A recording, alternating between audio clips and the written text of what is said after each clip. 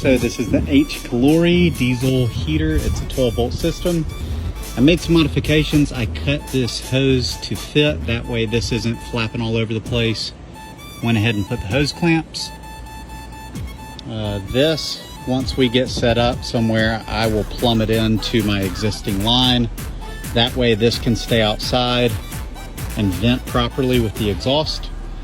And it puts out a ton of heat, so this winter we will be prepped and ready.